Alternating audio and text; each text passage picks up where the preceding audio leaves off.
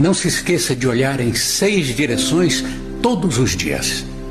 Para frente, para saber onde você está indo e planejar com antecedência. Para trás, para lembrar de onde você veio e evitar os erros do passado.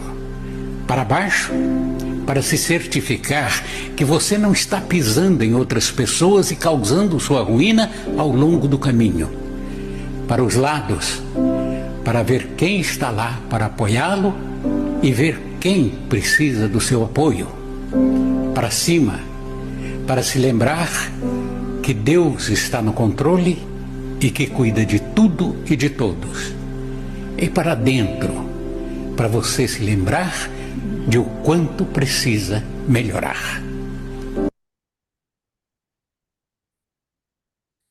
Secretária, vamos iniciar soando o sino. Ainda não são 8 horas, presidente. Positivo. Faltam 4 Eu prefiro aguardar os 4 minutinhos para ver se entram mais companheiros. Neide entrou, Jorge Amorim, da Loja Liberdade. Boa noite a todos. Neide, boa noite. Boa noite, presidente. Boa noite a todos. Neide Benchimol, grande prazer. Estava lá em Petrópolis, na festiva. Ontem, Marcos, você perdeu uma festiva fantástica, cara. Primeiro que o lugar foi o Palácio de Cristal, né? O Palácio de Cristal, lá em Petrópolis, que foi construído pelo Conde D, né? E ele servia para vender hortifruti grangeiros, animais, passarinhos e flores. Aí foi fundado em 1884. Em 88, a princesa Isabel e os filhos alforriaram vários escravos, dando as cartas ali, por isso que ficou histórico. E a festiva foi dentro, foi lindíssimo, foi muito bacana. Faltou vocês. Eu vi a foto, eu vi as fotos, muito bonitas. Isso aí. Jorge Amorim, parabéns pelo trabalho, fazendo aí do Loucos para Ajudar, distribuição de alimentos. Parabéns a você. Companheira Dilma do Espírito Santo Cardoso, boa noite. Boa noite, companheiros. Boa noite, Jorge Amorim falando. Boa noite. Boa noite, Jorge.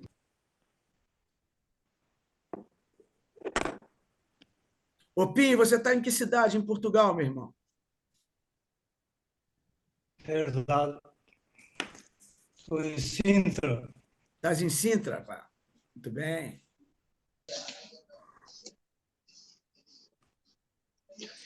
Bem,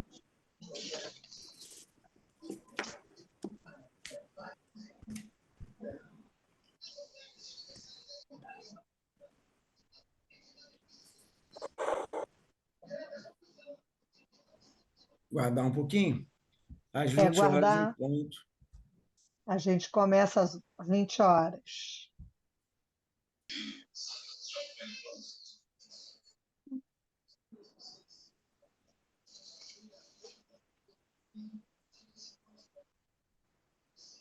Inclusive, Bruno, às vezes a gente usa como momento surpresa uns videozinhos chamado de uma pessoa que faz chamado Tá na História. Você já deve ter ouvido. Poxa, o Tá na História é sensacional. Sensacional. Eu acompanho ele no Instagram e Isso, é um trabalho muito bom. Às vezes nós usamos os videozinhos dele para o momento surpresa. Outro também que nós costumamos usar às vezes é um podcast do Miguel Falabella, chamado Saber Não Ocupa Espaço. Já ouviu esse? Esse eu nunca ouvi, não. Muito legal. Muito legal? Muito legal. É um podcast feito Ele pelo faz Miguel exatamente Falabella. um retrata curiosidades históricas. É muito engraçado. Com Falabella fazendo todo o entremeio. O Falabella é sensacional. Esse trabalho dele eu não conhecia. É muito interessante. Saber Não Ocupa Espaço. Sei lá, no Spotify você encontra. É muito lúdico e é muito interessante, porque ele pega, por exemplo, um tema como o abacaxi. Aí ele vai contar a história do abacaxi na Europa, como a fruta tropical chegou na Europa, quanto valia, e valia mais do que o preço de uma carruagem.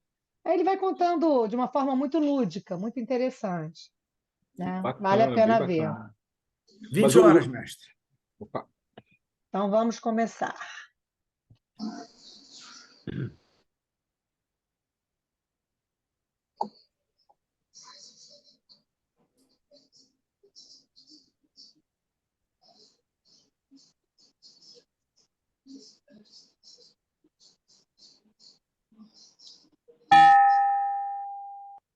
Boa noite a todos. Nesse dia 25 de outubro de 2023, no 118º ano de Rotary Internacional, sob o lema do período 2023-2024, Crie Esperança no Mundo. Nesse momento, de forma solene, vamos escutar o hino nacional. Por favor, Patrícia Magotto.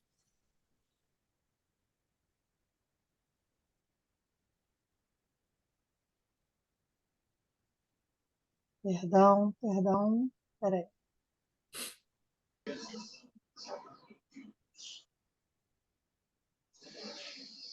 Ai, peraí.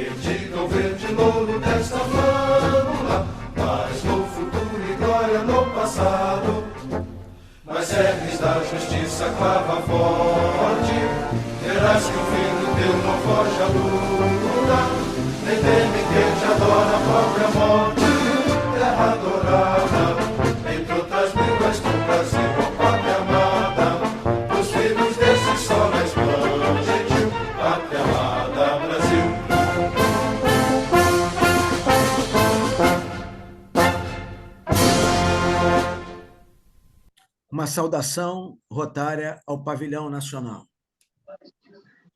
É assim que nós acenamos e parabenizamos de forma virtual. Nesse momento, convido a companheira Dilma Mendes do Espírito Santo Cardoso para fazer a nossa oração ecumênica. Boa noite a todos. Na tribuna eletrônica, Dilma Mendes do Espírito Santo, associada representativa do Rotary Vesper, Rio de Janeiro, classificação, advogado e pedagoga. Vou fazer a oração. Senhor, ensina-nos a dar sem olhar a quem, a semear o bem sem pensar nos resultados, a desculpar sem condições, a marchar para frente sem contar os obstáculos, a ver sem malícia, a escutar sem corromper os assuntos, a falar sem ferir, a compreender o próximo sem exigir o entendimento, a respeitar os semelhantes sem reclamar consideração, a dar o melhor de nós, além da execução do próprio dever, sem cobrar taxas de reconhecimento. Senhor, que todos os membros desse clube sejamos pacientes para com as dificuldades alheias, assim como precisamos da paciência dos outros para com as nossas próprias dificuldades. Auxilia-nos, sobretudo, a reconhecer que a nossa felicidade mais alta está no servir sem olhar a quem. Hoje, agora e sempre. Amém. Com a palavra, nosso presidente. Obrigado, companheira Dilma. De nada. Convido agora para fazer a direção do protocolo da noite, Marcos Lavorato, que substitui a companheira Renata Andrade, nossa diretora de protocolo, por motivos particulares, não pôde estar presente nesta noite. Companheiro Marcos Lavorato, por favor, na tribuna. Boa noite a todos. Quem vos fala é Marcos Lavorato, associado representativo do Rotary Clube de Rio de Janeiro, Vesper, classificação advogado e mediador, nesta noite assumindo a posição de diretor de protocolo em substituição à nossa diretora, Renata Andrade, que por motivos particulares não pôde participar da nossa reunião. Neste período, sob o lema Cria Esperança no Mundo, período de 2023-2024, o Rotary Internacional está no seu 118º ano de fundação por Paul Harris e hoje tem como nosso presidente do Rotary Internacional o companheiro Gordon McNally, do Rotary Club de South Queensferry, distrito 4.621, Escócia. Nosso diretor de RI ainda é o companheiro Antônio Luiz de Vasconcelos, que foi governador distrital no período 2007-2008 e é do Rotary Clube Fortaleza Alagadiço, distrito 4.490, Aldeota, Fortaleza, Ceará. Nosso governador distrital é o Pedro Luiz Dalboni da Cunha, do Rotary Clube Volta Redonda, Jardim Primavera, distrito 4.571. Nosso presidente é o companheiro José Cândido Gonçalves da Costa, do Rotary Clube de Rio de Janeiro, Vesper, distrito 4.571. Tenhamos uma excelente reunião. Com a palavra, o nosso presidente, José Cândido. Muito obrigado, companheiro Marcos Lavorato, companheira Dilma, pela excelente participação.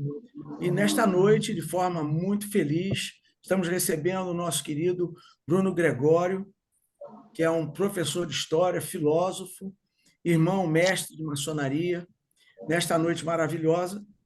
E antes de, obviamente, ler o currículo vitae encurtado do nosso companheiro, eu vou convidar o companheiro Pinho e o companheiro Marcos Lavorato a estarem comigo na mesa eletrônica virtual.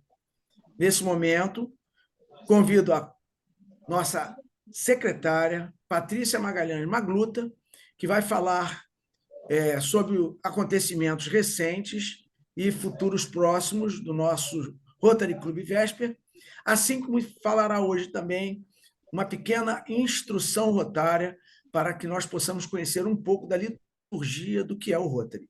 Com a palavra, a nossa secretária, e fundadora, Patrícia Magalhães Magluta. Com a palavra. Obrigada, presidente. Patrícia Magluta, associada representativa dessa unidade rotária, no atual período exercendo o cargo de secretária e minha classificação analista judiciária. Algumas datas comemorativas dessa semana. Nós estamos no dia 23 de outubro, comemoração do Dia das Forças Aéreas Brasileiras. 24 de outubro, temos o dia da comemoração da ONU. E no dia de hoje, especificamente, é o Dia Internacional contra a Exploração da Mulher e também o Dia do Dentista Brasileiro. 28 de outubro, teremos o dia de São Judas Tadeu, que é o dia do santo das causas impossíveis, padroeiro dos flamenguistas e também protetor do funcionalismo público. E no dia 29 de outubro teremos o Dia Nacional do Livro. Ontem nós tivemos a festa comemorativa do Rotary Clube Petrópolis, comemorando 95 anos de existência, uma linda festa, como o presidente já falou, no Palácio de Cristal, em Petrópolis. Estiveram presentes 5 companheiros do Rotary Clube Vesper, nós fomos agraciados com a maior caravana feminina. Temos hoje também acontecendo a 4ª reunião do CER, que é o Centro de Estudos Rotários, onde está como expositor o presidente de Rotary Internacional eleito brasileiro, período de 2025-2026, Mário César Martins de Camargo. Ele está lá fazendo umas exposições sobre como ele pensa em ser o período dele. E no próximo sábado, dia 28, teremos a realização da Festa da Primavera, realizado pelo Rotary Clube Barra, com a renda revertida para o Banco de Cadeira de Rodas. Caso alguém tenha interesse em participar, eu e o companheiro Cândido estaremos lá. Bem, para lembrar os companheiros que também no dia 17 de novembro teremos a Festa Fantasia. É a 4ª edição da Festa Fantasia, com a renda revertida para a compra de fraldas geriátricas dessa vez, né? Então, é sempre um momento muito animado para quem não foi. Será um prazer contar com vocês. E no dia 28 de novembro teremos o Bazar no Yacht Clube do Rio de Janeiro, aberto a todos os companheiros, a convidados, onde teremos mais ou menos 35 expositores com os mais diversos produtos, que também dá renda para o clube para a realização de projetos. Bem, agora eu vou passar para uma instrução rotária que eu preparei para hoje, que tem tudo a ver com esse mês, que é o dia 24 de outubro, é o Dia Mundial de Combate à Pólio, e é um dos principais, é o carro-chefe de projetos de Rotary Internacional. A poliomielite é uma doença altamente infecciosa e afeta principalmente crianças com menos de 5 anos de idade. O vírus da polio, geralmente contraído pela ingestão de água contaminada, ataca o sistema nervoso central e pode levar à paralisia. Embora não haja cura, a polio pode ser prevenida pela vacina. Espera aí, deixa eu só... Pode ser prevenida pela vacina e foi usada pelo Rotary e seus parceiros para imunizar mais de 2 bilhões de crianças no mundo inteiro. Um pouco da história dessa campanha do Rotary, eu vou tentar passar rapidamente. Em 1894, o estado de Vermont, nos Estados Unidos, documenta o primeiro grande surto de pólio, com 132 casos de paralisia permanente e 18 mortes. Em 1905, o médico sueco Ivar Wickman revela que a polio é contagiosa e transmitida de uma pessoa para outra e que ela pode estar presente mesmo em quem não apresenta sintomas. Em 1908, 2 médicos de Viena, Karl Lindenstein e Evan Popper, anunciam que a polio é causada por um vírus. Em 1916, um surto em Nova York mata 2.000 pessoas e no total 6.000 morrem por causa da polio no país e milhares ficam paralíticas. Em 1929, Philip Drinker e Louis Shaw inventam o pulmão de aço, um respirador artificial para pacientes da polio. Em 1955, a vacina criada pelo Dr. John Salk é declarada como sendo segura e eficaz. Em 1960, o governo americano licencia a vacina oral antipólio criada pelo Dr. Albert Sabin. Em 1979, os Rotary Clubs decidem comprar e distribuir a vacina antipólio a mais de 6 milhões de crianças nas Filipinas. Portanto, é em 1979 que o Rotary ingressa nessa batalha da polio. Em 1985, o Rotary Internacional lança o Polio Plus, o primeiro e maior esforço coordenado do setor privado em apoio à saúde pública, com o objetivo de arrecadar 120 milhões de dólares. Em 1988, com 350 mil casos anuais da doença ocorrendo em 125 países, o Rotary Internacional e a Organização Mundial de Saúde lançam a Iniciativa Global de Erradicação da Polio. Em 1994, a Comissão Internacional para a Certificação da Poliomielite anuncia que a polio foi eliminada das Américas. Em 1995, agentes da saúde voluntários imunizam 165 milhões de crianças na China e na Índia em uma única semana. E o Rotary lança o programa parceiro Polio Plus, capacitando os rotarianos em países livres da polio a dar suporte a rotarianos de países afetados. 2000, um recorde de 550 milhões de crianças, quase 1/10 da população mundial, recebem a vacina oral contra a polio. O Pacífico Ocidental, que abrange a Austrália e a China, é declarado livre da paralisia infantil. Em 2003, a Fundação Rotary arrecada 119 milhões em um ano. O total contribuído pelo Rotary ultrapassa 500 milhões de dólares. A paralisia continua endêmica em 6 países: Afeganistão, Egito, Índia, Níger, Nigéria e Paquistão. Em 2004, durante a maior campanha de vacinação sincronizada até então no continente africano, 80 milhões de crianças são imunizadas. O número de países onde a polio é endêmica cai para 4, estando então entre eles Afeganistão, Índia, Nigéria e Paquistão. Em 2009, a contribuição do Rotary à erradicação da polio atinge o marco de 800 milhões de dólares. Em janeiro, a Fundação Bill e Melinda Gates promete 355 milhões e desafia o Rotary a arrecadar mais 200 milhões de dólares. Isso viria a resultar na arrecadação total de 555 milhões à Iniciativa Global de Erradicação da Polio. Em 2011, o Rotary abre suas portas para celebridades e personalidades públicas servirem como embaixadores nessa campanha, chamada Falta Só Isso. Entre os colaboradores figuram o Nobel da Paz, Desmond Tutu, o cofundador da Fundação Bill Gates, a modelo Isabelle Fontana, o ganhador do Grammy Zig Marley, o jogador de futebol Alexandre Pato e o ambientalista Jane Goodall. As contribuições do Rotary ao fim dessa campanha ultrapassaram $1 bilhão. Em 2012, por ficar mais de um ano sem registrar um caso da polio, a Índia é retirada da lista de países endêmicos. E o vírus resiste em 3 países.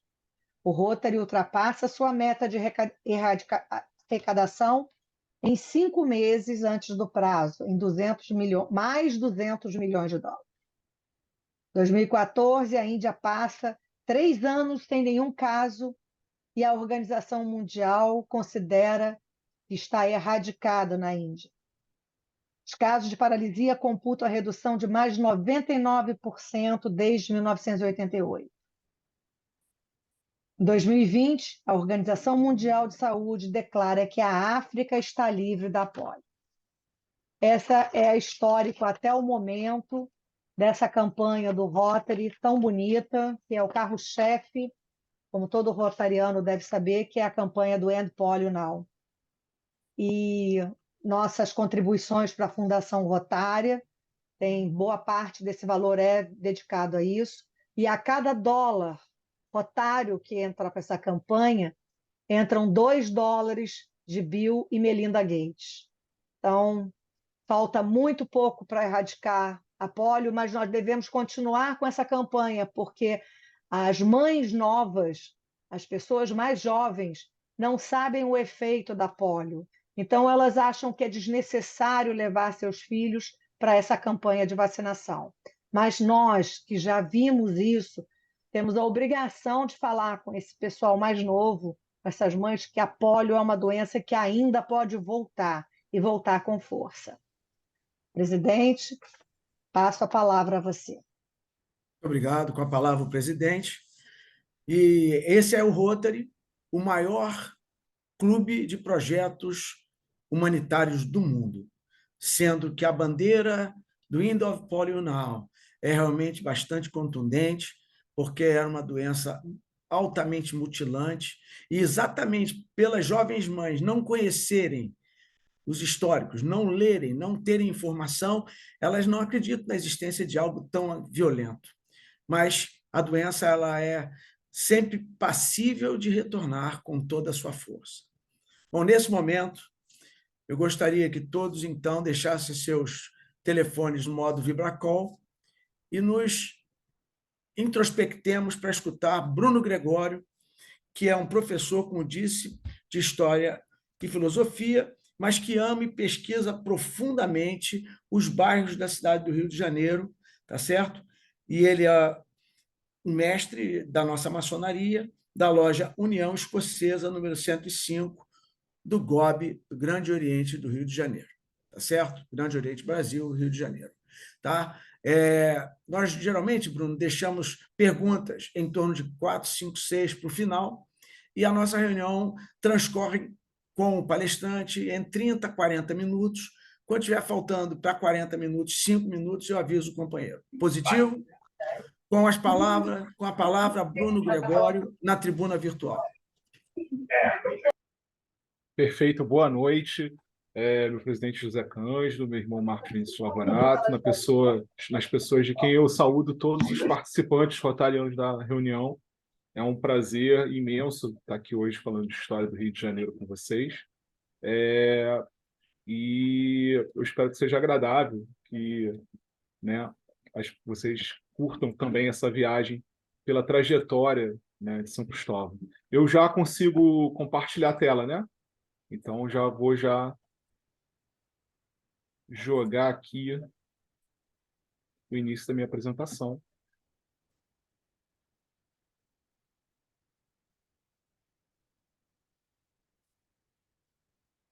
Bom, deixa eu ver só, deixa eu descer esse... Perfeito. Tá em tela inteira para todo mundo? Está inteiro, tranquilo. Tá ok.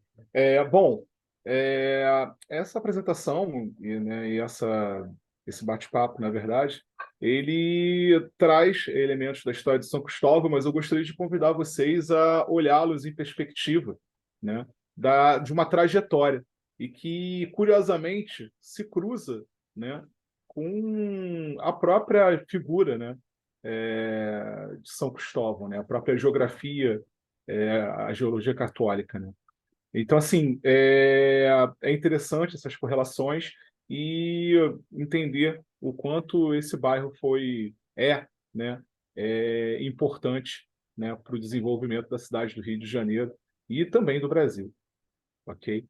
Então, como vocês podem ver, o título, né, desse trabalho é São Cristóvão, um bairro atravessado do Santo da Travessia. E no decorrer dele, eu peço que vocês, né, vão acompanhando o sentido dessas palavras, né? O que é um bairro atravessado e quem é esse santo da travessia. Bom, esse trabalho, sobretudo, ele se baseia no período, né, pré-colonial, e essa ilustração que vocês estão vendo agora na tela de um livro do Rafael Freitas da Silva chamado O Rio Antes do Rio, que é um livro sensacional, na qual ele vai estabelecer as genealogias de vários locais, de várias localidades da cidade do Rio de Janeiro, da região metropolitana do Rio de Janeiro, com aldeias, né, ou tabas ancestrais que ocupavam toda essa região da Guanabara, né? Vocês vão reparar que algumas mantêm similaridades com os nomes dos bairros de hoje, e não por um acaso, essa matriz vai ser a mesma matriz que a cidade vai ocupar na sua região metropolitana. Tá, ok? Então, eu recomendo a todos, no final eu tenho a minha recomendação de livros, e está ali esse livro do Rafael Freitas da Silva. Esse mapa é bem do iniciozinho dele, e dá para ilustrar bem esse momento, né, no qual eu convido vocês a entrar, que é antes do santo chegar, ou seja, antes de São Cristóvão ser conhecido como São Cristóvão, antes dos jesuítas chegarem, né, na época ainda dos Tupinambás, quem dos franceses que estavam ocupando, né, esse território também, quem estava aqui, né, que caminhos eles seguiam, né, e, sobretudo, como eles viviam. Esse período de 1548 a 1559, ele é fundamental para o nosso entendimento inicial aqui, né? Nós temos muito pouco material de fonte direta desse período, mas graças, né, aos relatos dos calvinistas, né, André Tevet e Jean de Lery, e também de Hans Staden, né, e dos jesuítas, né, pelo lado dos portugueses, Manuel da Nóbrega, Gonçalo de Oliveira e José de Anchieta, a gente tem noção desse quadro traçado, né, pelo Rafael Freitas da Silva, né, condensado no Rio Antes do Rio, e na nossa região de interesse. Aqui, todos conseguem acompanhar aqui meu cursor, nós temos as 3 tábuas que formam, né, uma estrutura dorsal, inicial, desse território na qual a cidade do Rio de Janeiro, São Sebastião do Rio de Janeiro, vai se desenvolver. Então, aqui nós temos a tábua, né, da aldeia Carioca, né, que é o lado do Rio Carioca, né, aquela região ali da Glória, né, após o Catete, que vai ser o local da última batalha do Rio de Janeiro, de Mussum-Mirim.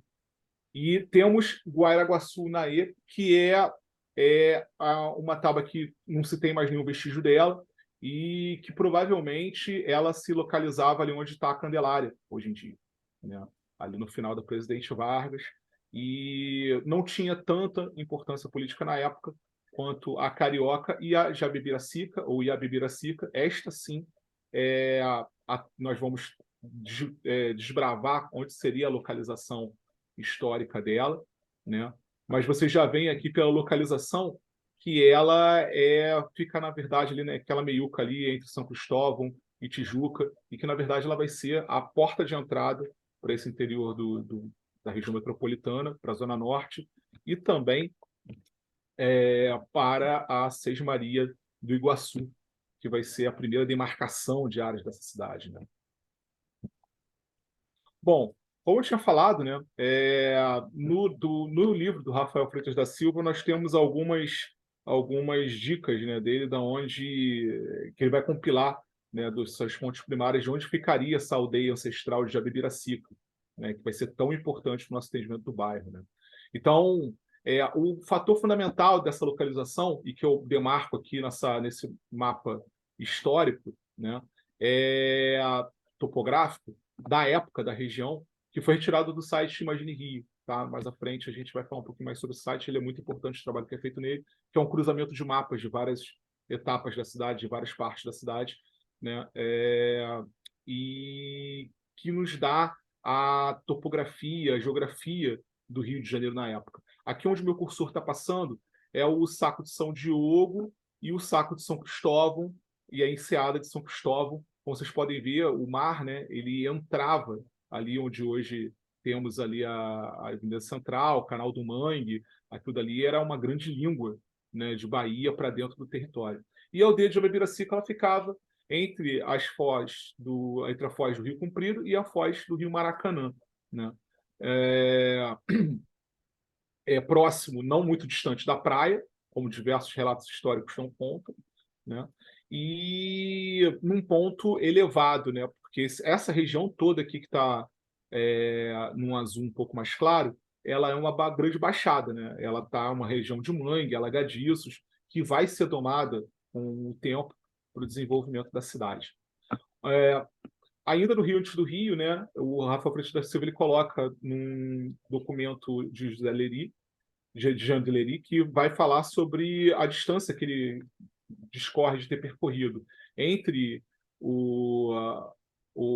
a ilha de Vila Gagnon, né, até a aldeia de Jobibiracica, né? E aí ele coloca um tempo de navegação equivalente a 2 léguas, ou aproximadamente 8 quilômetros, né?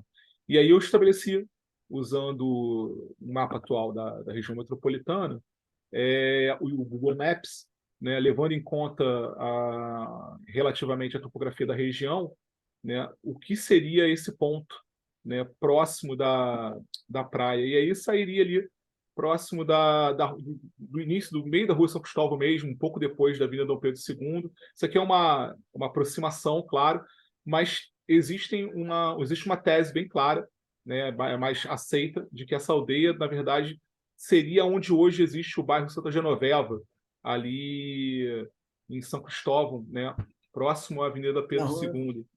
Quase naquela esquina ali onde tem hoje em dia a Grace Barra, enfim, ali. A descida da Fonseca Teles. Na descida da Fonseca Teles, onde você tem essa academia da Grace Barra, inclusive era o solar do Barão do Rio Branco. E o Rio Branco, da onde tira essa teoria, ele coloca que essa aldeia ficava nos fundos praticamente do solar dele, onde vai ser o bairro Santa Genoveva, e ele explica isso no Efemérides Brasileiras. É bem interessante essa obra, que é um compilado de memorabilia nacional. Mas, de qualquer forma, é nessa região, né? E faz todo sentido Jabibiracica ser nessa região.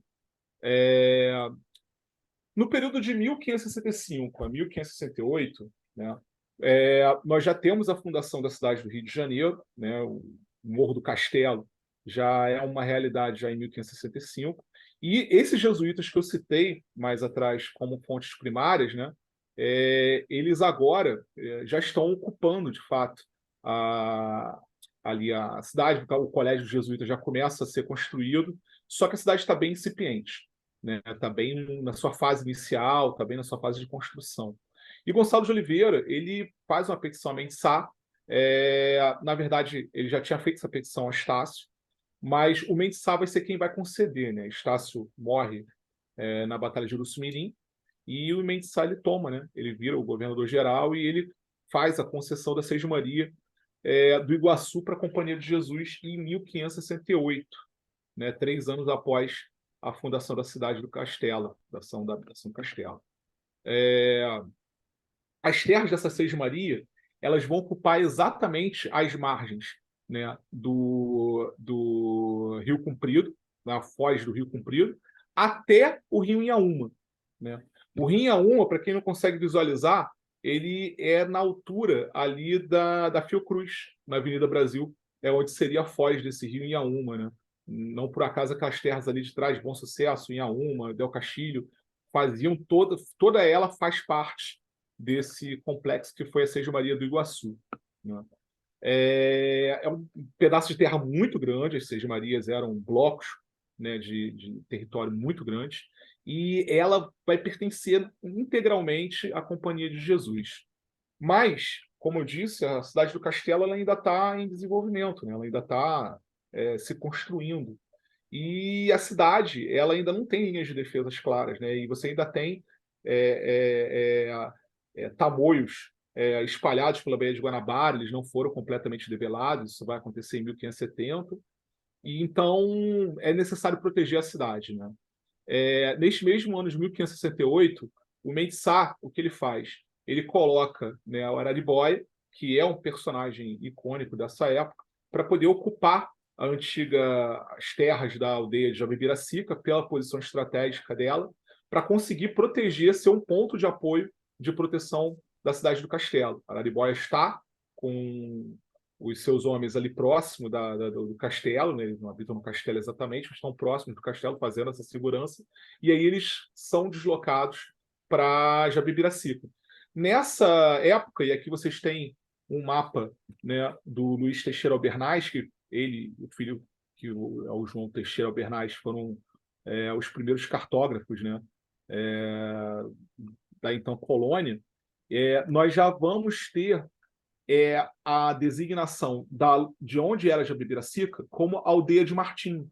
Por quê? Araribóia, após se converter ao cristianismo, ele toma o nome cristão de Martim Afonso, né? Então, essa aldeia de Jabibiracica passa a ser conhecida como aldeia de Martim, né? E depois vai continuar mudando de nome. Ele vai ficar por ali pelo menos até 1580, né? E, não por um acaso, em 1568, logo depois que ele vai ocupar essas terras, existe um último ataque tamoio para a cidade do Castelo, que é defendido diretamente pela aldeia de Martim, por Jabibiracica. Por essa defesa, e vocês vão ver aí que passou a imagem, Martim Afonso de Souza, né? Martim Afonso, que é o Araribóia, né? Conhecido por seu nome cristão, ele ganha o título de Cavaleiro de Cristo, né? E tem, pelo próprio Dom Sebastião, enviado de Portugal, além da carta que concede a ele o título de cavaleiro, as vestes do rei Dom Sebastião. Então, essa ilustração é uma ilustração italiana, não é da época, é bem posterior, tá? Mas que dá conta, é um fato, essa questão das roupas, das vestes, e você tem relatos dos jesuítas que o Araribóia, em todo o aniversário da defesa da cidade, ele saía com essas vestes, né, do Dom Sebastião, para ser aclamado pelo povo, e que ele era, de fato, um herói, né, do povoamento ali do castelo, né, com toda justiça, por ter conseguido defender aquele território, né? Bom, essa é a história do território pré, né, a chegada do santo, né? E aí eu já faço um destaque, que agora você começa a ter esse cruzamento, né, entre São Cristóvão e esse território, né, que vai ser nomeado em homenagem a ele. São Cristóvão, de acordo com a geografia cristã, ele era um homem muito grande, muito forte, né? Mas que era muito egoísta, né? E usava a força física dele, mercenário, para poder buscar poder, riqueza, enfim. E, de alguma forma, ele passa por uma experiência transformadora e se converte ao cristianismo, né? A partir dessa conversão dele, ele passa a se tornar uma espécie de remitão e faz com que ele passa a se dedicar a ajudar o próximo, né, usando a sua força, o seu tamanho, para auxiliar pessoas viajantes a uma travessia de um rio, né? Tem uma certa confusão com relação a onde seria esse rio, né? Ele viveria naquela parte ali da Palestina, início do Oriente Médio, mas fato é que ele não se chamava São Cristóvão, ele não se chamava São Cristóvão, né? Cristóforos, né? Aquele que carrega Cristo. Então, Cristóvão já é o nome dele, já da devoção, né? Então, alguns dizem que ele se chamava Réprobo, outros dizem que ele se chamava algum outro nome. E aí ele passa, né, a ser conhecido como São Cristóvão, aquele que carrega Cristo, porque numa dessas travessias ele vê um menino na margem do rio, atravessa com essa criança, coloca, né, nos ombros e estranha a forma como ela está pesando, né? E quanto mais ele avança pelo rio com ela, ficaria mais pesado.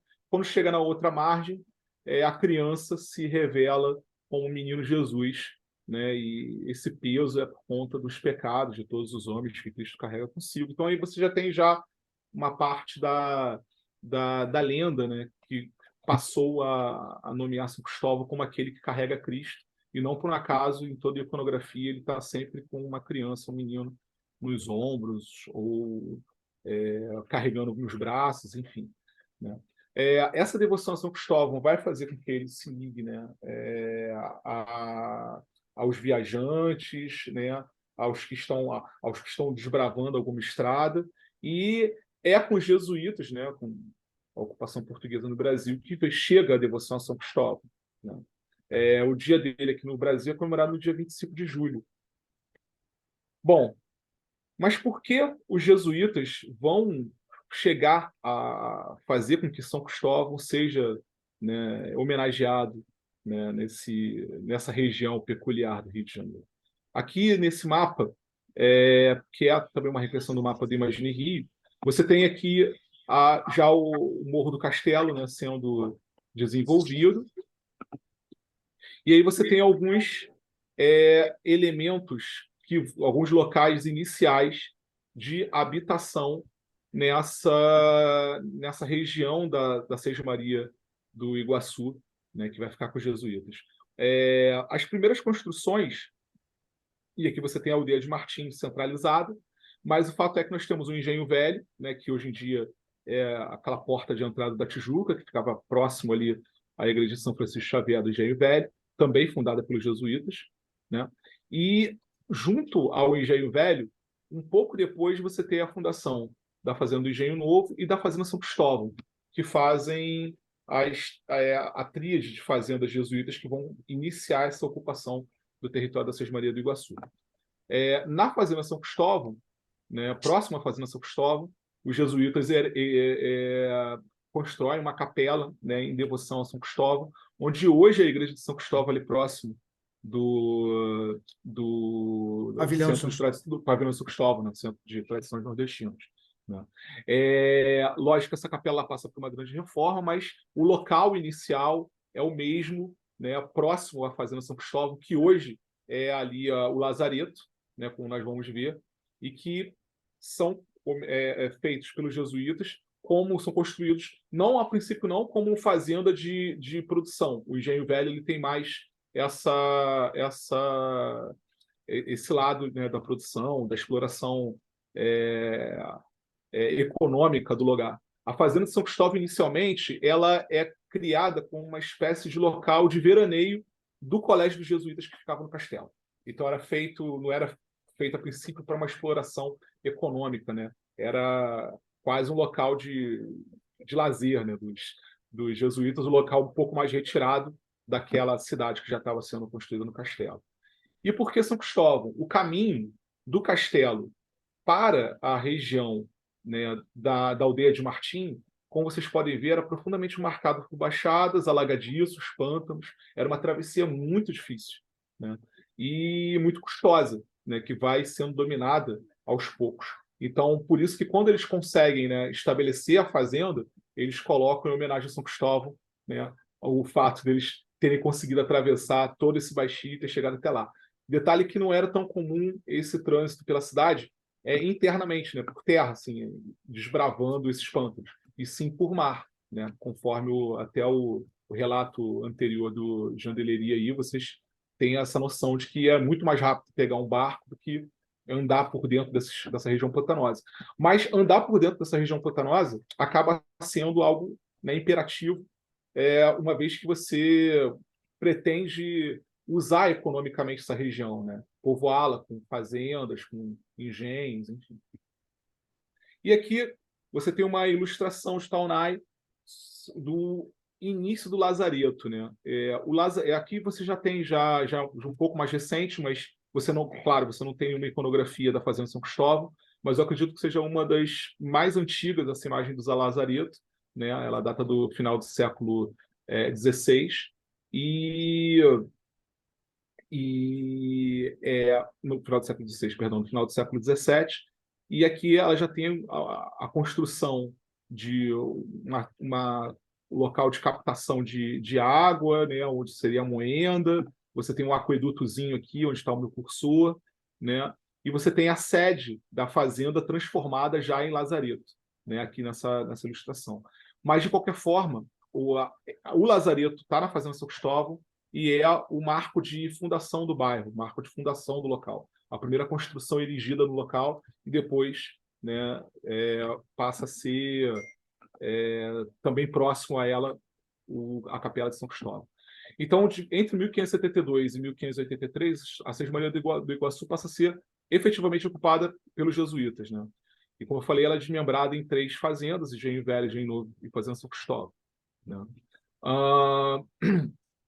O detalhe é que, assim como a aldeia, né, de Jabibiracica e a aldeia de Martim, a Fazenda São Cristóvão também é colocada num ponto mais elevado, próximo a essa enseada, né? Essa imagem, ela já é também do século XVIII, do final do século XVIII, é de um artista português chamado Leandro Joaquim. Ele tinha essa forma peculiar, né, de ilustrações ovais, né? Existe uma coleção dele no Museu Nacional, no Museu Nacional e do Império. E aí você tem essa ilustração que é bem bacana e que já dá conta. Esse prédio aqui do lado esquerdo já é o Lazareto, né? Você percebe a elevação do Lazareto, já tem aqui já a moenda e a captação de água, né, que vai chegar até a Bahia. Você tem aqui esse descampado aqui, o Campo de São Cristóvão, né? E aqui você já consegue ver ao fundo o Vale da Tijuca, enfim. É uma São Cristóvão já iniciada, mas que você já tem na enseada da Praia de São Cristóvão, que é onde está essa linha de barcos, né, uma região portuária que vai se tornar muito importante. Essa região do meio ali já é o Sumaré, lá em cima. Já lá em cima, essa região Aqui é do o meio Sumaré. já... Exatamente. Tudo isso aqui já atrás já é maciço da Tijuca. Já é Onde a tem a Floresta da Cúria. Tijuca. Exatamente. Bom, em 1627, né, você tem a construção da Capela São Cristóvão, né? Essa imagem, obviamente, não mas é uma imagem bem antiga, já da pós-reforma, né? E ela se torna a matriz de São Cristóvão. E vocês veem aqui como na frente dela já era a região portuária, né? Já era já porto, né? Você já tinha uma doca, você já tinha toda uma estrutura portuária em volta. Essa imagem é do Augusto Malta, né? E ela retrata final do século XIX, e ela vai início do século XX, e ela já vai retratar como é que é essa São Cristóvão durante muito tempo com o mar, né? Com o porto, com a praia, né? E que vai ser profundamente mudada, né, depois de algum tempo, né? Voltando aqui, nós temos esses caminhos, né, que é o caminho de Capoeiro Sul, que seria hoje onde é a nossa presidente Vargas, o caminho do Egito, onde hoje seria esse entroncamento aí da Carioca, né, com a continuação da Mendesá, e o caminho do Engenho dos Padres, que seria aquela parte ali do Riachuelo, né, subindo para o Estácio. E aqui você já tem uma parte do castelo. Então, esses 3 caminhos, eles vão desembocar lá na frente no caminho de São Cristóvão, né? E aqui vocês veem como esses caminhos eram a única forma de chegar por terra até São Cristóvão, e como eles cruzam, né, o Saco de São Diogo, o Saco de São Cristóvão, e essa região alagadiça e de pântanos e de baixadas, né? Dá para perceber que devia ser um caminho muito complicado de se trilhar, né? Esse caminho para o Engenho dos Padres, o Engenho dos Padres é um engenho velho. Então aqui ele se bifurca. Essa altura da bifurcação é ali bem no Largo do Estácio, e aí vai seguir para onde hoje é aquele iniciozinho ali do Rio Comprido, né? E o outro lado para onde é ali hoje a Leopoldina, né? Seguindo para o caminho de São Cristóvão. O interessante é que o caminho de São Cristóvão ele vai se chamar posteriormente Rua de São Cristóvão e vai manter esse traçado original ainda durante muitos anos, até meados do século XX, né? E depois vai sendo desmembrada essa rua. Aqui, a Rua de São Cristóvão, ela vai sair bem ali naquela região da Igreja de São Cristóvão, como vocês podem ver, né? Essa parte mais escura aqui já é uma área de construção, né, habitação já inicial do bairro. Essa parte mais elevada aqui é o do Lazareto. E, não por um acaso, né, dali daquele centro ali de São Cristóvão, da onde é o Largo da Cancela, você começa a Estrada Real de Santa Cruz, que é o caminho para o engenho de Santa Cruz, que também era dos jesuítas, né? Então você já tem essa estrada ligando a Fazenda São Cristóvão, a região de São Cristóvão, até a Fazenda Santa Cruz, né? Esses caminhos, eles não foram criados, né, pelos portugueses e pelos jesuítas, enfim. Eles foram aproveitados de piabirus indígenas, né, como mostra Rafael Freitas da Silva no Rio Antes do Rio, quando ele vai contar sobre a ocupação antes do período colonial. Em 1759, nós temos um fato muito importante, que é a expulsão dos jesuítas do Brasil pelo Marquês de Pombal, né? Eles também são expulsos de Portugal, né? E as terras de Seis Marias dos jesuítas retornam para a coroa portuguesa. Bom, isso vai desembocar numa série de eventos, né? A primeira coisa é que eles perdem, né, além das Seis Marias, várias outras propriedades e o próprio colégio dos jesuítas no castelo passam a fazer parte do conjunto administrado pela Irmandade da Candelária, também é uma outra ordem católica, né, que está até hoje no comando ali do Lazareto, né? O Lazareto chega aos nossos dias, é administrado pela Irmandade da Candelária, né? Nesse período, você já tem, né, em 1759, que é próximo da onde teve aquela ilustração do Leão de Joaquim, que eu mostrei, já um registro de intenso comércio, de mercado ali no entorno do Campo de São Cristóvão, né? Nesse contexto dos jesuítas é que vocês vão ter será que o Elias Antônio Lopes ele vai pegar ali ele vai pegar uma fazenda da região, né, já desmembrada, quantidade de terras menor, e vai construir a Quinta da Boa Vista, né? A saída dos jesuítas ela possibilitou com que essas terras passassem a ser ocupadas por dezenas de outros, centenas de outros proprietários, né? Você tem uma sesmaria muito grande, que era explorada comercialmente pelos jesuítas, e aí depois ela vai ser repartida em propriedades menores. É nesse contexto que o Elias Antônio Lopes vai, né, pegar um desmembramento da Fazenda São Cristóvão e erigir a Quinta da Boa Vista, que é finalizada em 1803, né? Ela tem esse nome porque, além dela ter uma posição geográfica que dá uma bela vista, tanto da enseada do Saco São Diogo e para trás para o Vale da Tijuca, né, ela também consegue ter uma vista de frente para a extinta Praia de São Cristóvão. Bom, nós chegamos aqui no período que eu chamo de apogeu imperial, né, que é de 1821 a 1889, que é esse contexto da chegada da família real, né, no Rio de Janeiro, em 1808. E, a partir de então, a São Cristóvão ela começa a se transformar e se preparar, né, para poder ser o centro do poder no Brasil, né? Então, ela ganha infraestruturas de estradas, mais arruamentos, mais propriedades, e passam tem a primeira guarnição de exército mesmo, imperial, feita, né, é o batalhão da Guarda do Imperador, passa a ocupar o Lazareto, que é o marco de fundação do bairro, né? E nós podemos chamar que é uma espécie de era de ouro, né, de São Cristóvão, né? Esse período imperial do século XIX.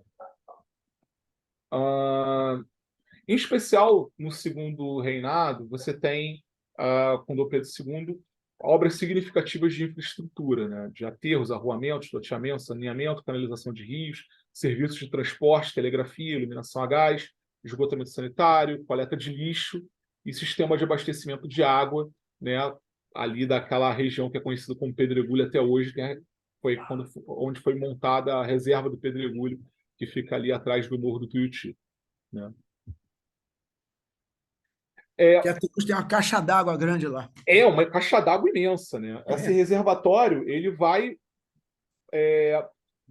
fornecer água não só para São Cristóvão, como para Tijuca também, a princípio, né? É verdade. Ele, junto com as águas do Maciço da Tijuca, é a primeira oferta, né, de água com reservatório direto, né, dentro da região metropolitana, né? Pouco a pouco, né,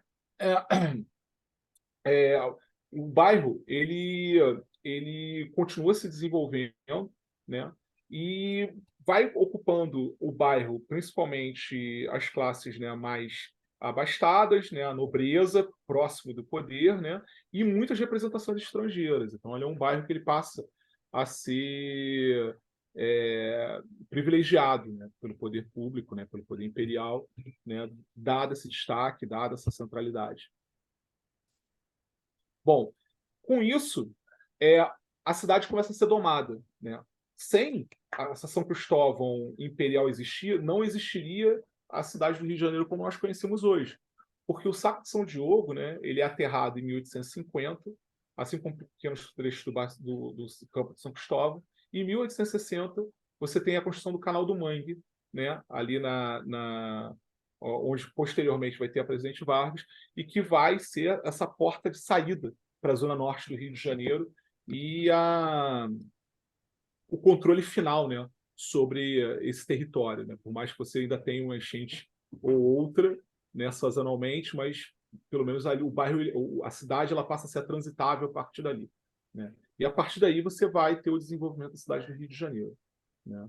O Palacete da Quinta da Boa Vista ele vai sofrer várias reformas, né, durante esse período imperial, ele vai crescer, vai ganhar projetos paisagísticos, né, do Glaziur, né? E você tem, nesse período também, a fundação do Colégio do Imperador, ou então, como era então conhecido, o Colégio Pedro II, né, que existe até hoje e é um patrimônio da educação brasileira.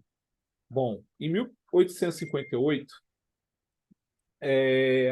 esse território já está domado, ele já está amplamente estruturado com arruamentos, com avenidas, né, com calçamento, e aí você tem a inauguração do primeiro trecho da Estrada de Ferro Dom Pedro II, né? E aí você inclui aí a Estação de São Cristóvão, e em São Cristóvão passa a funcionar a empresa Rio de Janeiro Street Railway, que vai se chamar futuramente Companhia São Cristóvão, que é a primeira companhia de transporte por bonde de tração animal, né? Ela vai ser a primeira companhia de transporte público urbano do Brasil, né? É de uma importância ímpar, né? A ferrovia, o bonde, eles vão fazer com que essa estrutura portuária que já existia em São Cristóvão se amplie, né? E o bairro seja de fato, né, uma porta tanto de entrada quanto de saída dessa região metropolitana que já avança para os subúrbios do Rio de Janeiro, né? Nesse período começa a transição dessa São Cristóvão imperial para São Cristóvão do século XX, né? Em 1826, a fábrica das Chitas é inaugurada na Tijuca, né, nas imediações dali onde era a Praça Sans Pena, ainda, né, com autorização de Dom Pedro I. E, a partir daí, diversas fábricas passam a ocupar principalmente esse território da Tijuca e descendo, posteriormente, cada vez mais em São Cristóvão, né, por conta desse escoamento pela estrada de ferro e do porto, da região portuária.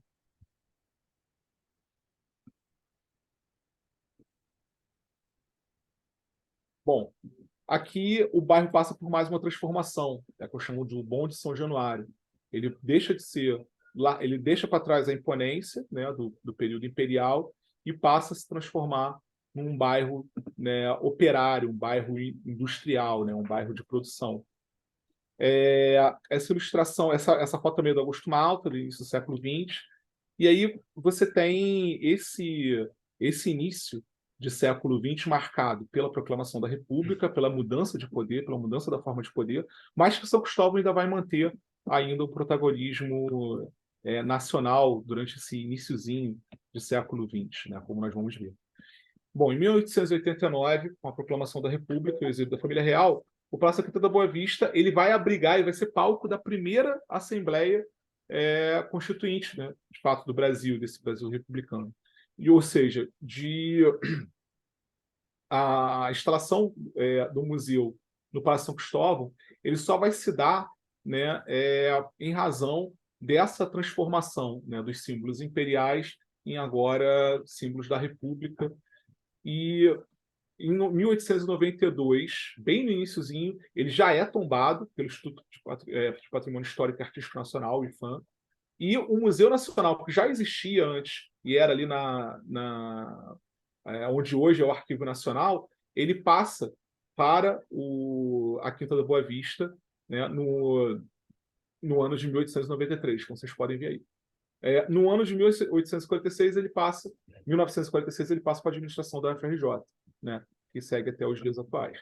Ou seja, essa aristocracia imperial de São Cristóvão, pouco a pouco, ela passa para uma aristocracia republicana, né, positivista, científica e propensa à industrialização, né? Ou seja, ele se metamorfoseia dentro da forma de pensamento da época, né? Opa, peraí que eu fiz demais.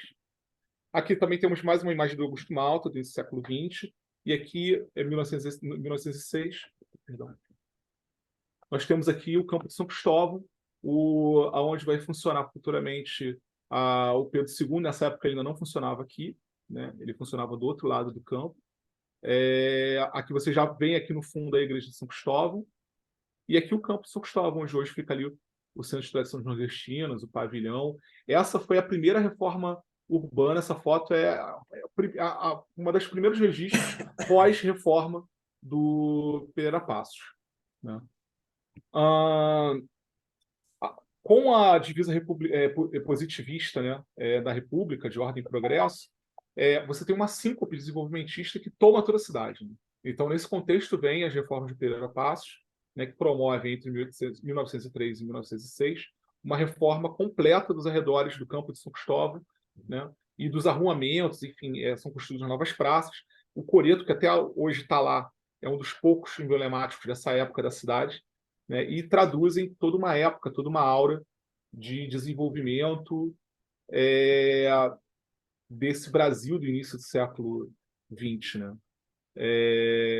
Os casarões que pertenciam à monarquia foram desocupados e transformados em fábricas, e o bairro passou a disputar que disputava com Botafogo, né, o status de área residencial nobre, passa por profundas transformações. Em 1919, os jardins da Quinta da Boa Vista são restaurados, né, respeitando o projeto original do Blasius, e iniciam-se as obras do Observatório Nacional, que hoje está, infelizmente, muito esquecido, né? Mas que fica ali na Rua General Bruce, que era, na época, o ponto mais elevado, né, do Morro de São Januário, um dos pontos mais elevados do bairro, né? Em 1924, você tem o aterro da Praia de São Cristóvão, algo definitivo, e aí você tem um prolongamento do cais até o Caju, né? E isso elimina completamente o litoral do bairro. Você perde tanto o Saco de São Cristóvão, que sobrou dele, quanto, de fato, as praias, né, a Praia da Enseada de São Cristóvão. E isso já traça, em definitivo, o que vai ser o bairro no século XX. Essa imagem que vocês veem aqui é do Largo da Cancela. Aqui está a estação de bonde da Cancela, também uma imagem do Augusto Malta. E aqui a Rua São Luís Gonzaga, aquele finalzinho da rua, iniciozinho da Rua São Luís Gonzaga. Bom, em 1926, Antônio Prado Júnior, que era então o prefeito do Rio de Janeiro, né, no prosseguimento desse impulso desenvolvimentista, o bairro ele passa a ser, de fato, um bairro fabril, uma porta de escoamento, uma porta de entrada de produtos e de escoamento de produtos para o interior do Brasil, via porto, via rede ferroviária, né? E é nesse contexto que vem o famoso Plano Agache, né, do Donald Alfred Agache, que foi uma reforma urbanística realizada no Rio de Janeiro que vai redefinir a cidade no eixo, né, populacional voltado para a produção, voltado para as classes operárias, e um eixo mais voltado para as habitações de classe média alta, mais para a Zona Sul. Ali você vai ter o tom que a cidade vai se dividir até no decorrer do século XX, até os nossos dias atuais, né? Como eu disse, né, o Plano Agache ele vai ser um pouco ambíguo, porque ele vai promover reformas e soluções importantes para a infraestrutura municipal, mas deixa em segundo plano a relevância histórica, né, de sítios da cidade. E nesse contexto do Plano Agache, você tem a perda do Morro de Santo Antônio, você tem a perda do Morro do Castelo, né? Você tem meio que a cidade se desenvolve, ganha novas áreas, mas soterra bastante a sua história, né? E praticamente aterra todo esse litoral da região central e portuária da cidade. Com isso, né, também em 1927, você tem, não por um acaso, a fundação do Estádio de São Januário, né, já com o Clube de Regatas Vasco da Gama. Os clubes de futebol de São Cristóvão eles já são um retrato dessa nova classe que vai ocupar São Cristóvão, né, que são militares de baixa patente, suboficiais e operários, né. E aí eu gosto muito de frisar, tem o Vasco da Gama, que é um exemplo ímpar disso, e a forma como o Estádio de São Januário é usado principalmente pelo Getúlio Vargas posteriormente, mas você vai ter o Clube de Regatas São Cristóvão e o Clube Atlético e o São Cristóvão Atlético Clube. O Clube de Regatas São Cristóvão era militar, era de suboficiais, e o São Cristóvão Atlético Clube era um clube de operários. E aí você tem a fusão dos dois no São Cristóvão de futebol e regatas, né? Esses clubes eles vão reunir entre os seus quadros, né, operários, militares de baixa patente, pequenos comerciantes. Ou seja, essa relevância das classes mais populares nos processos decisórios, possibilitada pela República, faz tomar corpo populismo num primeiro momento, mais incipiente, encarnado por Floriano Peixoto, que foi morador do bairro, né, até 1894, perdão, e ganha o seu ápice com o Estado Novo de Getúlio Vargas, né, até em 54. Então, você tem emblematicamente essa transição, né, de uma São Cristóvão imperial para uma São Cristóvão fabril, que passa a ser ocupado por classes mais populares e que elas estão no processo decisório, né, através da República, né, e isso vai se traduzir, né, na configuração dessas populações que estão ocupando o bairro, né? Sai a nobreza, as representações estrangeiras e a elite, e entra uma classe média, média-baixa, que vai estar conduzindo o bairro agora, né? Não por um acaso, você tem em São Januário mesmo o desfile das escolas de samba do Rio de Janeiro, de 1943 e 1945.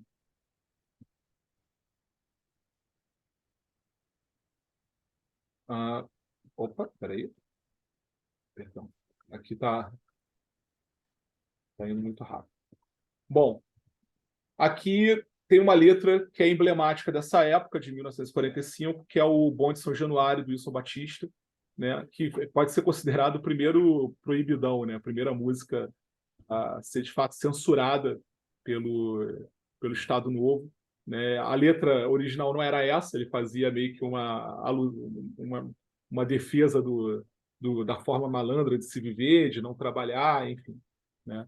E aí, depois de ter sido levado a se explicar, ele refaz a letra, e aqui você tem uma letra que fala do cotidiano do trabalhador, tomando o bonde de São Januário para ir trabalhar. Né? O bonde de São Januário, que era um bonde que saía ali da altura da Central do Brasil, e ia até São Januário, cortando ali por dentro do Estácio, enfim. Né? E que levava muitos trabalhadores para São Cristóvão, para essa São Cristóvão portuária e fabril. Né?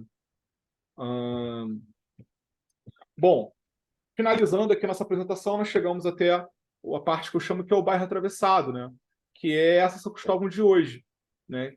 Que já deixou bastante de ser fabril, já não é mais um bairro, embora ainda conserve bastante fábricas, ainda conserve uma população operária considerável, mas que tem muita população carente. Você tem a chegada dos nordestinos, você tem o advento, né, das favelas ocupando as encostas aí do antigo Morro do Telégrafo, que fica atrás da Quinta da Boa Vista. Você tem a ocupação do Caju, né, também com populações, né, carentes, enfim. Ao mesmo tempo que você ainda continua tendo uma classe média nesse bairro, você continua tendo um comércio, você continua tendo uma parte histórica importantíssima, e você continua tendo algumas fábricas e a proximidade com a região portuária e com a via de saída do Rio de Janeiro, aí, a Avenida Brasil, a linha vermelha, enfim, né? Você ainda tem, você ainda conserva isso. Então, acaba sendo um bairro que ele é atravessado, né, por esses fatores todos e paga o preço disso, né? Em 14 de agosto de 2007, é um decreto, né, do César Maia, no qual ele vai colocar o nome Imperial, bairro Imperial de São Cristóvão, né, para ser chamado de bairro Imperial de São Cristóvão, e não só de São Cristóvão.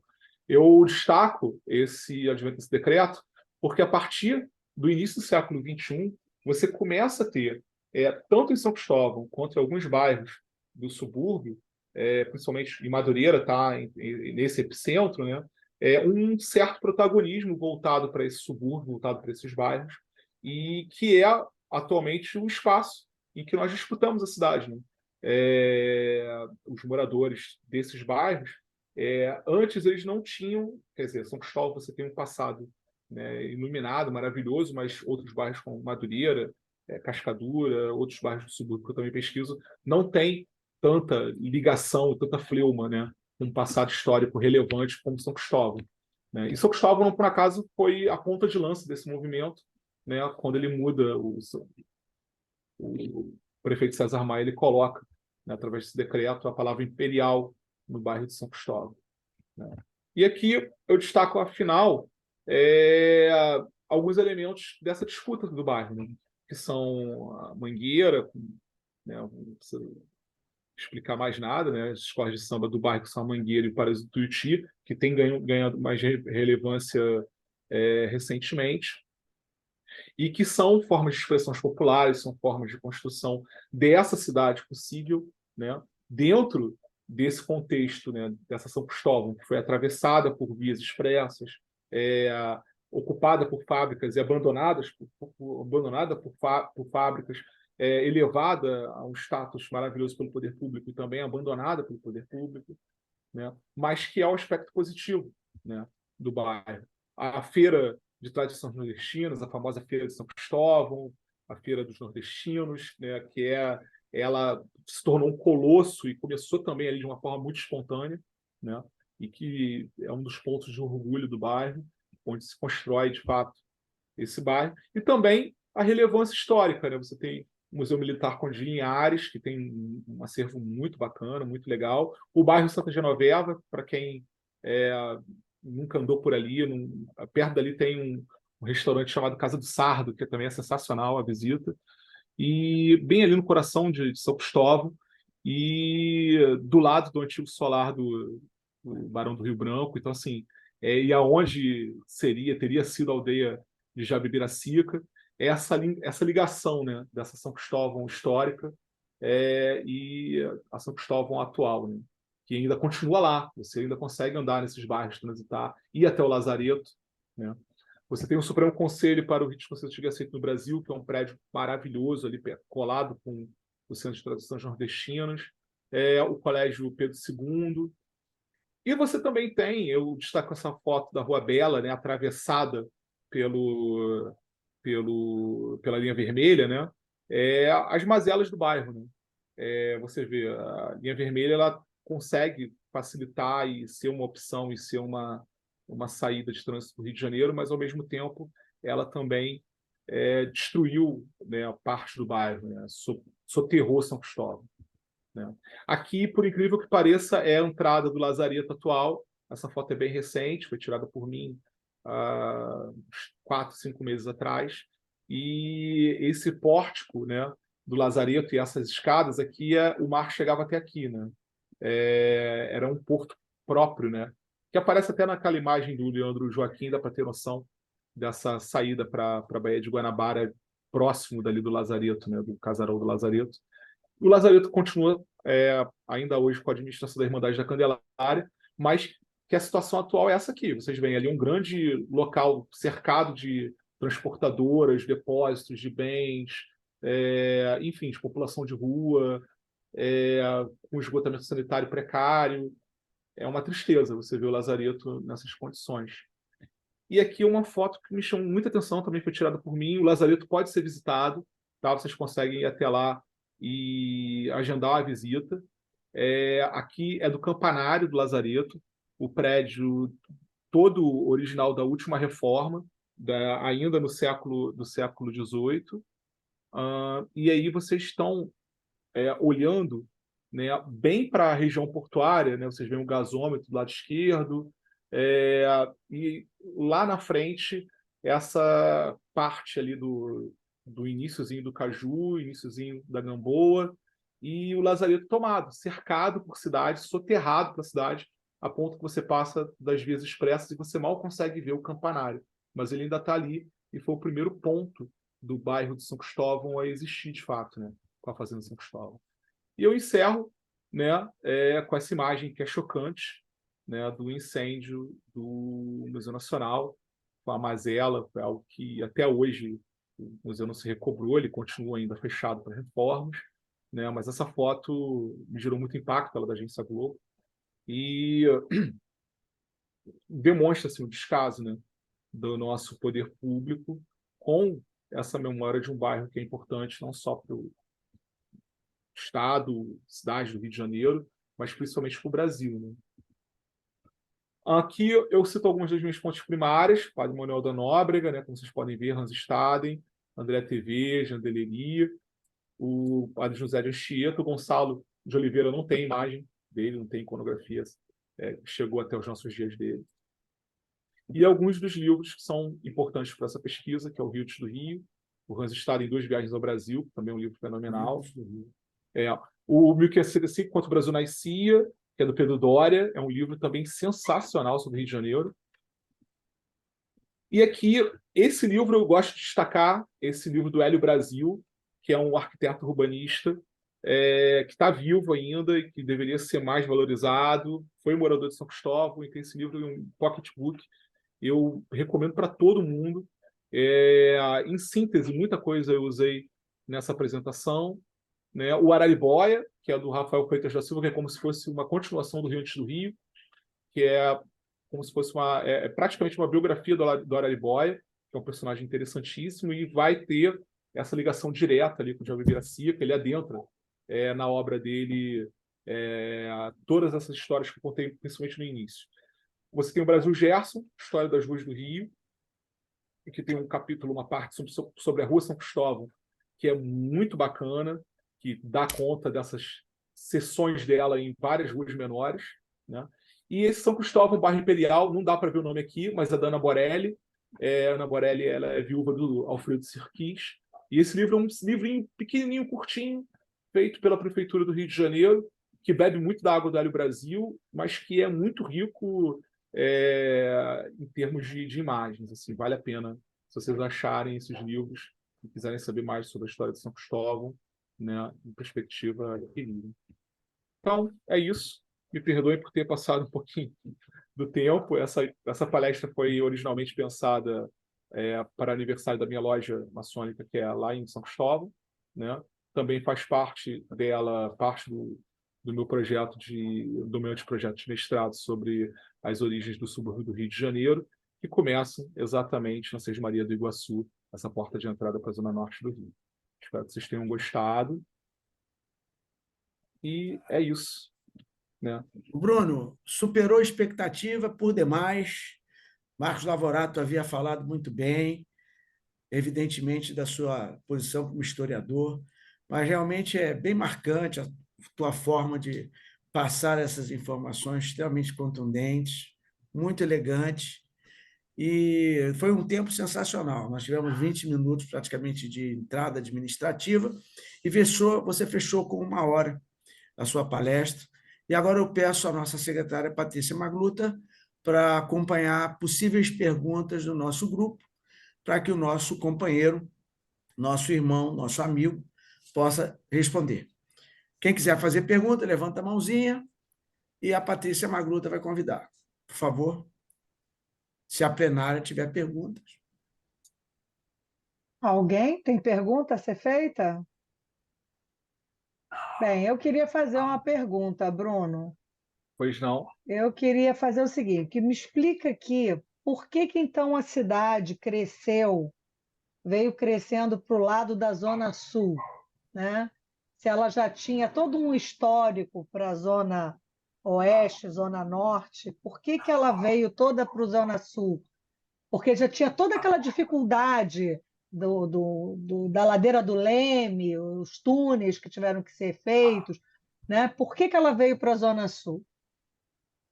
Então, se por um lado ela é domada para poder seguir pela Zona Norte, ela também é domada, né, no início do século XX, principalmente para Zona Sul. E esse vetor, né, eu passei um pouco rápido na minha apresentação, até para poder ganhar tempo, mas esse vetor da cidade, em dois eixos, né, um eixo industrial, operário, fabril, que é o eixo da central do Brasil, o eixo da ferrovia, o eixo que vai para o interior do Brasil, né, e o eixo do porto, né, ele é pensado pelo Alfred Agache para poder seguir nessa direção.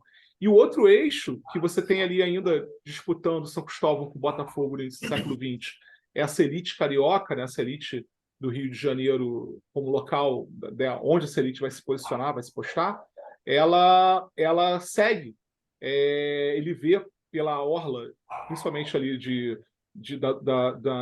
a partir de Copacabana, no segmento para Flamengo, Botafogo, Copacabana e seguindo toda a Zona Sul pela orla, ele vai colocar esse local como um zoneamento de moradia mesmo, de habitação mesmo, né? Bairros de serviço não tão fabris e onde você vai ter a chegada dessa elite. Então, essa elite ela chega na Zona Sul através dali de Botafogo, principalmente, né, e se expandindo. Um vetor interessante disso daí é você reparar na Rede Palace de hotéis, né?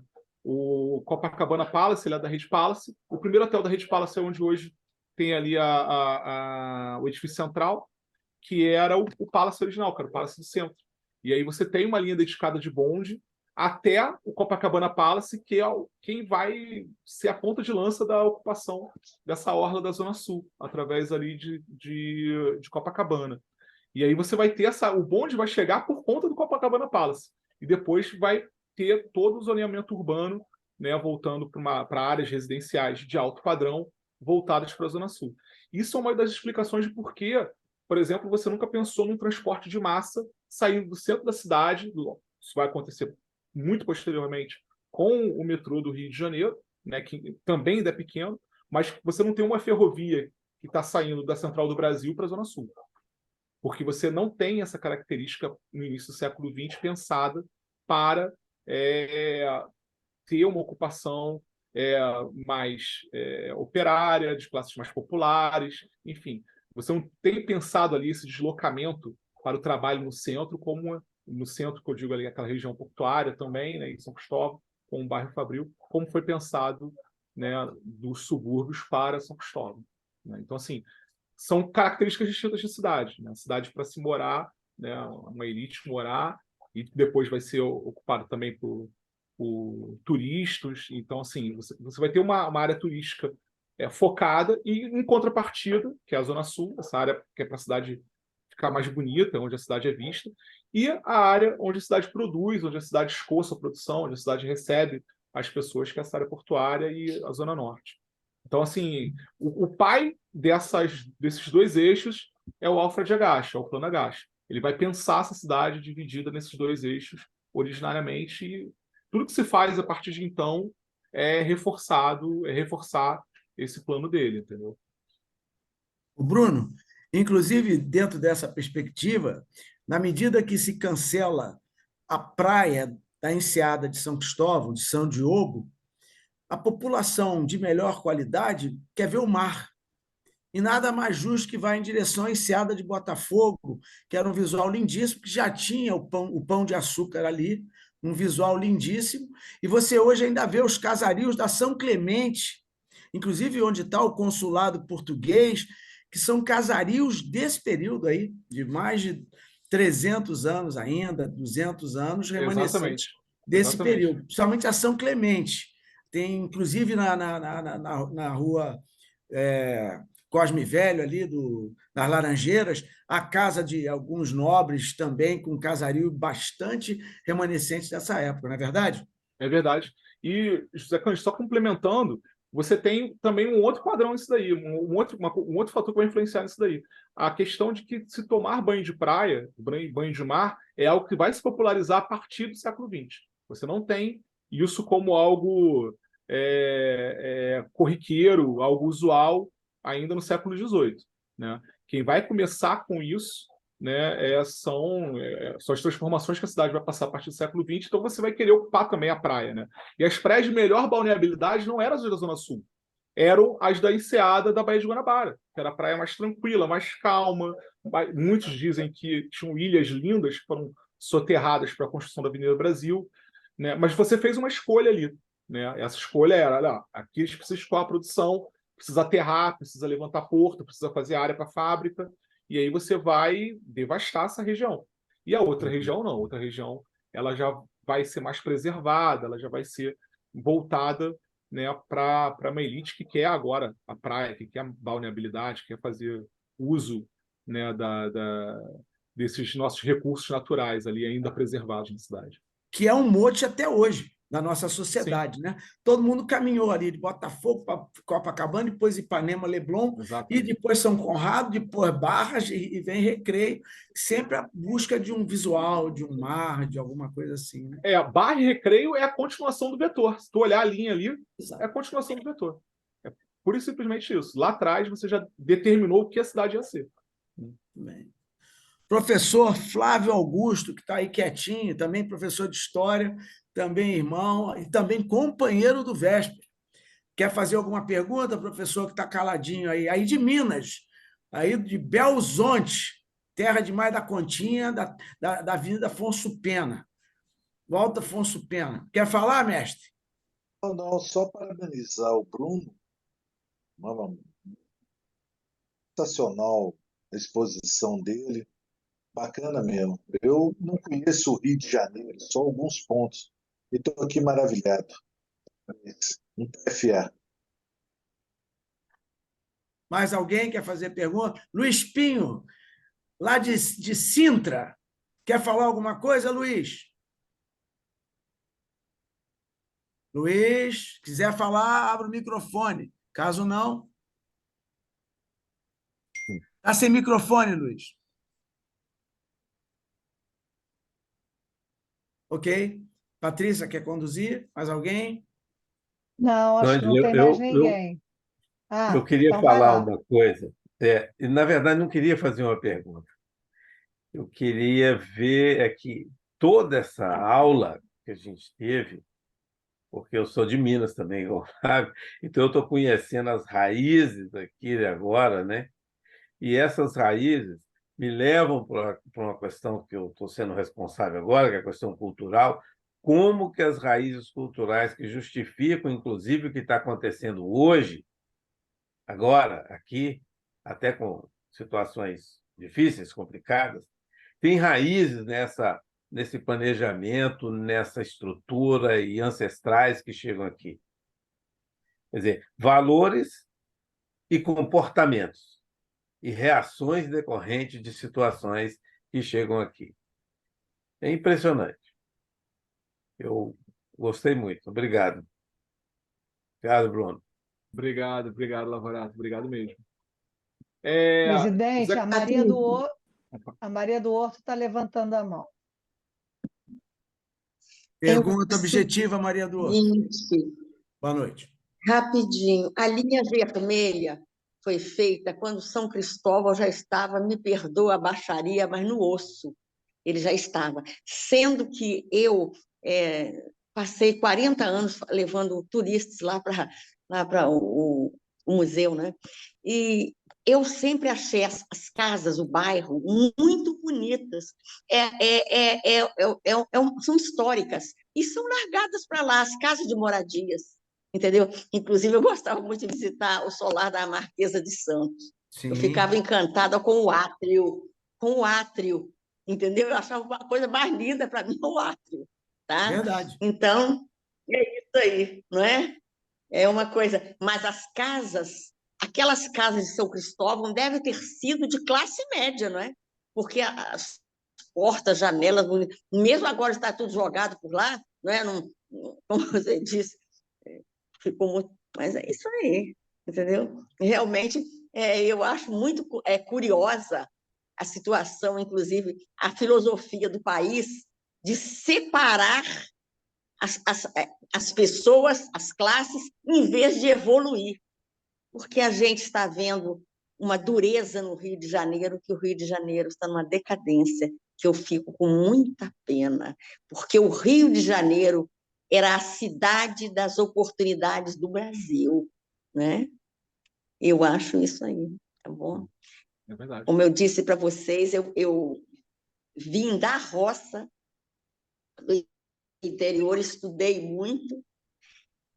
Eu sou de uma família muito bem por parte de pai, da mãe muito pobre, e, inclusive, eu fui a primeira favelada a entrar para o Instituto de Educação em 1967. Eu saí até nos jornais, aquilo que era uma dificuldade, fizeram questão de fazer. Estudei lá na Marise Barros, tá? Eu estudei muito, estudei muita coisa, mas desde aquela época São Cristóvão já era decadente. É uma pena, porque as casas, eu acho que tem muita construção que deveria ser preservada, tá?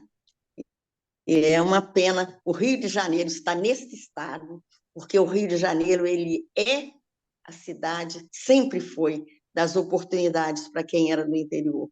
E é uma pena que vocês sabem que eu conheço muita coisa do Brasil fora do Rio, né? Na parte de agroambiental e tudo, e eu digo para vocês, o Brasil é a maior potência, ninguém chega nem perto, isso é de ir conhecer dos recursos naturais, não tem para ninguém, tá? Qual é a pergunta, Francamente, mestra? quem é de Minas sabe. Só essa já foi feita, já foi feita, só queria acrescentar isso, tá? Mais nada.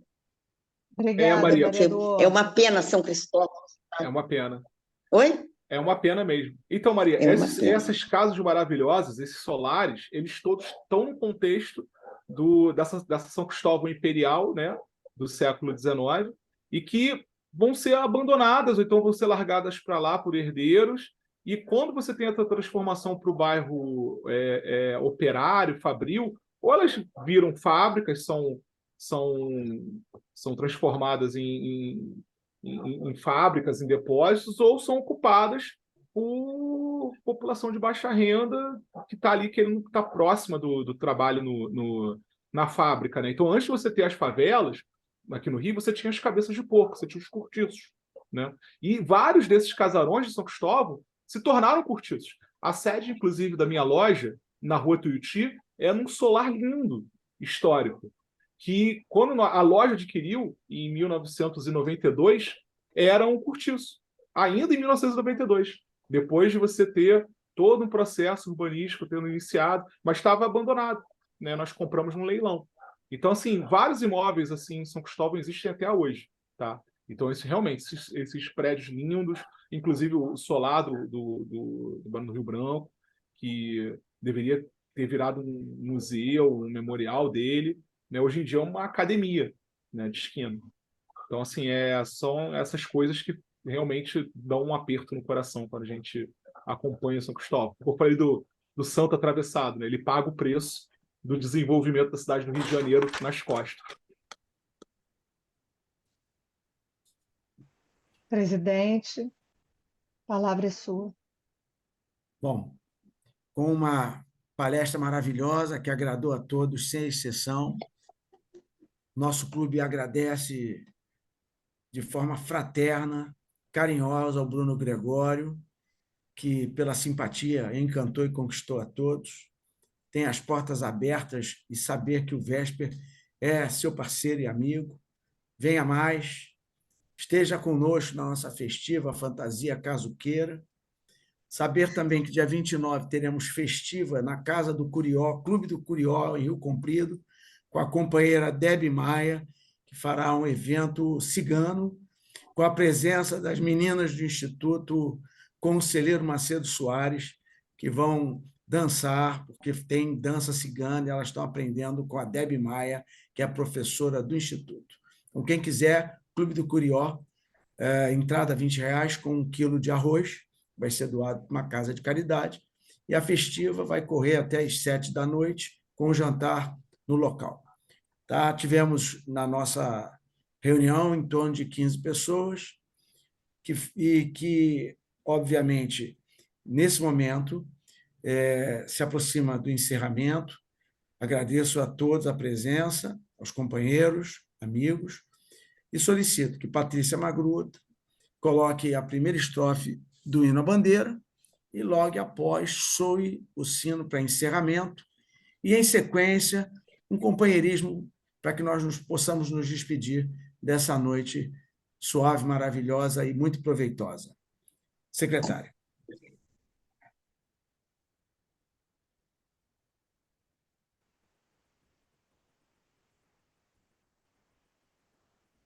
Presidente, eu peço perdão, mas eu não estou localizando aqui o slide do hino à bandeira.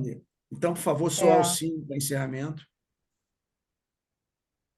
Da mesma forma, o slide do encerramento também subiu. Vou usar o da abertura. Vou usar o da abertura aqui. Ok, I have one bell here. Abertura aqui.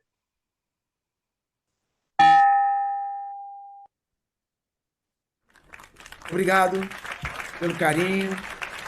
Bruno, muito obrigado.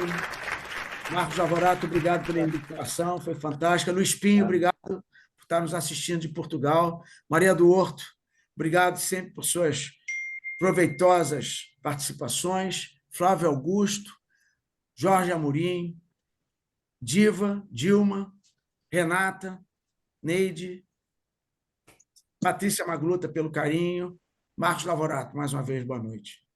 Sensacional. Muito obrigado. Valeu? Tchau. Obrigada, Muito Bruno. obrigado a todos. Obrigado a todos vocês. Bruno. Muito obrigado pela oportunidade. Patrícia. Oi. Fala, Flávio. Patrícia, conseguiu conversar com o